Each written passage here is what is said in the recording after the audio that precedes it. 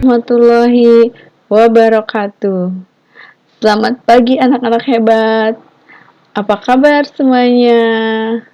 Pagi ini kita akan belajar tema 1, pertumbuhan dan perkembangan makhluk hidup. Subtema 1, ciri-ciri makhluk hidup. Pembelajaran ke-5. Sedangkan tujuan pembelajaran hari ini yaitu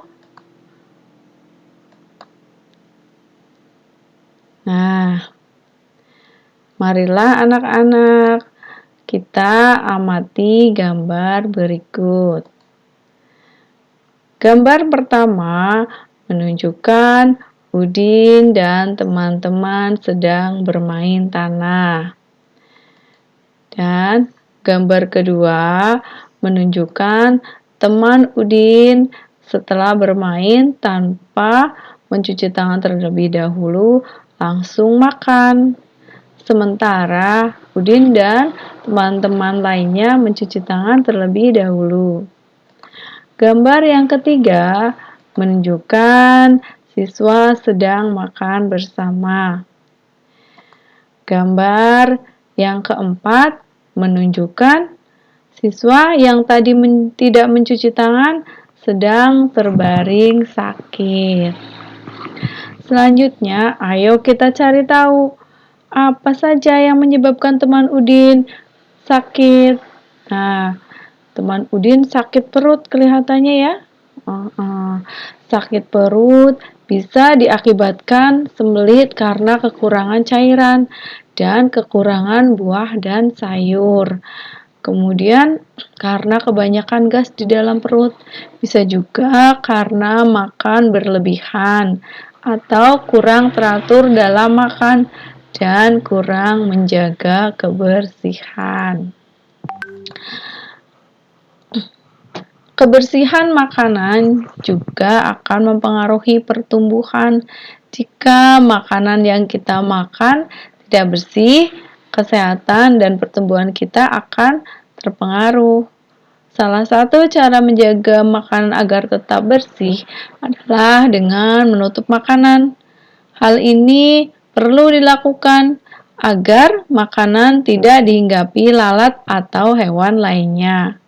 Makanan dapat menjadi tempat lalat bertelur yang menyebabkan makanan menjadi kotor. Cara agar makanan yang kita santap selain nikmat dan menyenangkan juga menyehatkan dan menambah keberkahan.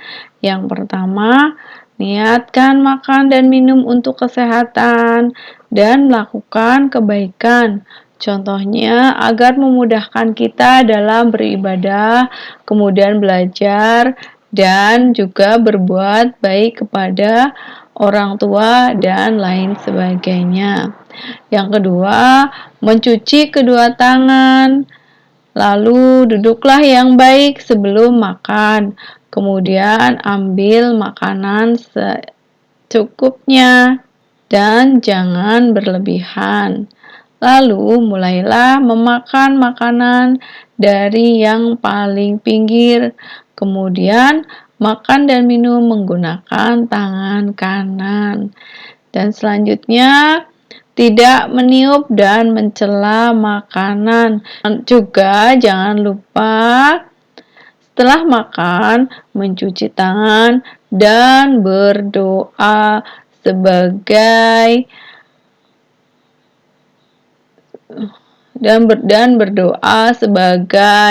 wujud syukur kita kepada Allah Subhanahu wa Ta'ala.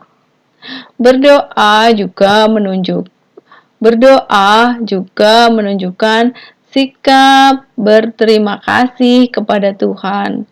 Selalu berdoa sebelum dan sesudah melakukan kegiatan juga merupakan contoh pengamalan sila pertama Pancasila yang dilambangkan dengan lambang bintang dan berbunyi ketuhanan yang Maha Esa. Contoh minuman yang sehat dan dikonsumsi yaitu susu.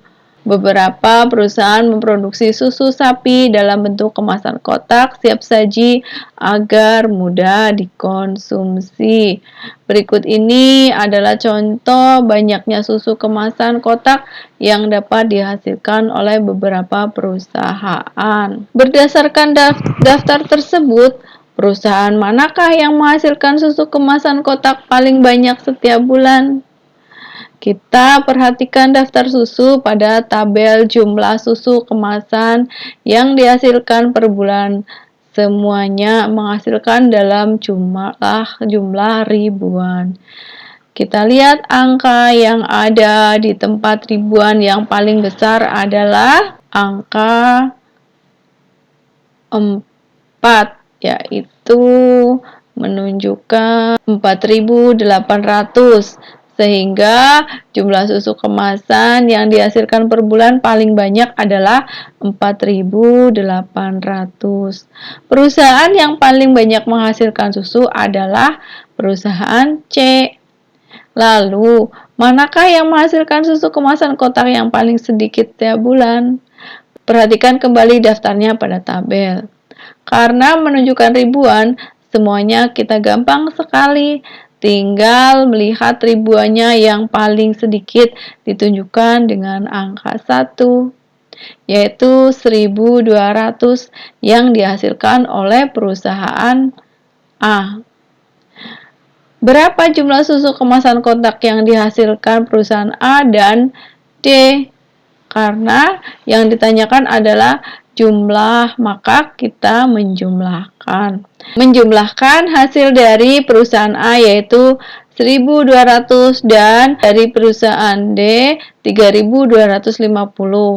Untuk menghitungnya, letakkan bilangan sejajar sesuai dengan tempatnya. Nah, kita perhatikan. Satuan dijumlahkan dengan satuan. Puluhan dengan puluhan, ratusan dengan ratusan, dan ribuan dengan ribuan. Ayo kita jumlahkan.